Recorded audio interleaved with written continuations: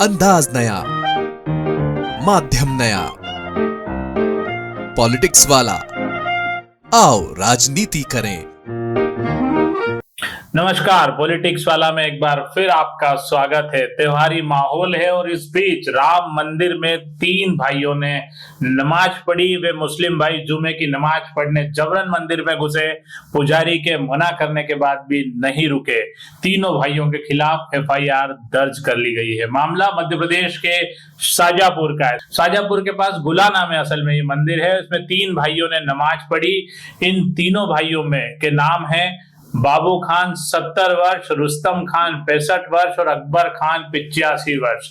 इन तीनों बुजुर्ग भाइयों ने मंदिर के दरवाजे पर रखे मटके के पानी से पहले हाथ पैर धोए और फिर परिसर में बैठकर नमाज पढ़ने लगे। तीनों भाइयों को नमाज पढ़ने से रोकने के लिए मंदिर के पुजारी ओम प्रकाश शर्मा ने रोका भी, लेकिन वे नहीं माने और जबरिया नमाज पढ़ने लगे।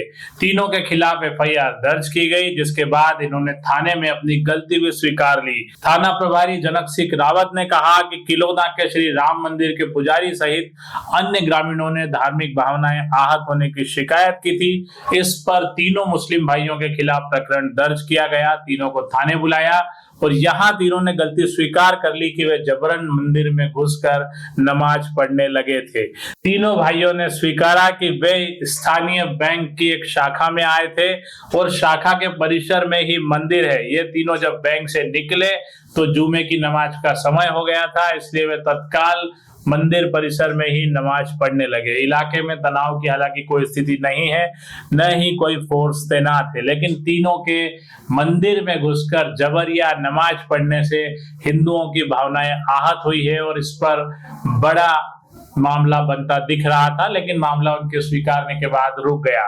वे कुछ दिनों पहले ही एक हाईकोर्ट ने इस तरह का एक फैसला दिया था, जिसमें 2 युवक जबरन मस्जिद में घुस गए थे और उन्होंने मस्जिद में जय श्री राम के नारे लगाए थे। इस मामले में कोर्ट ने कहा था कि मस्जिद एक सार्वजनिक स्थल है और इसमें घुसकर जय श्री राम के नारे लगाने से किसी तरह का कोई सांप्रदायिक सौहार्द नहीं बिगड़ता और तीनों लोगों को बरी कर दिया था। अब देखना होगा कि मंदिर में नमाज पढ़ने वाले मामले में क्या होता है। मामला कोर्ट तक जाता है तो किस तरह की बातें सामने आती है।